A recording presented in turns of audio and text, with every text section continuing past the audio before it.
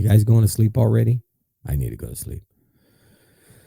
So Proverbs chapter 3, verse 8 and 9, it shall be health to your nerves and sinew and marrow and moisten to your bones. Honor the Lord with your capital and sufficiency from righteous labor and from the first fruits of all your income. So shall your storage places be filled with plenty and your vats be overflowing with new wine. Man, I just almost want to just stay on this scripture and not even share another one, because this stuff is really, really good. Proverbs chapter 3, I'm reading. 9 and 10.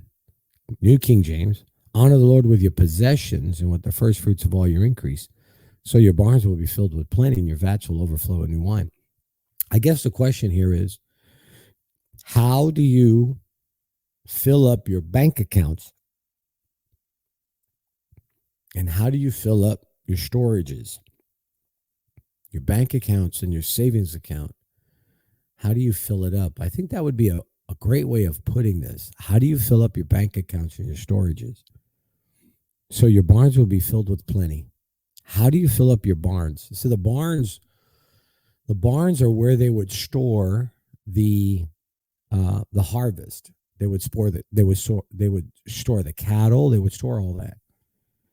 So it would be a direct relation of our own bank accounts. How do you fill up your barns?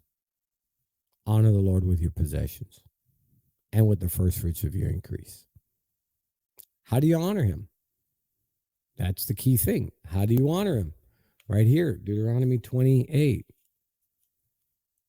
It says, Deuteronomy 26, verse 1, then it shall come when you enter into the land which the Lord your God gives you as an inheritance and possess it and live in it, that you shall take some of the first of the produce of the ground which you shall bring in from your land, and your Lord your God gives you, and you shall put it in a basket.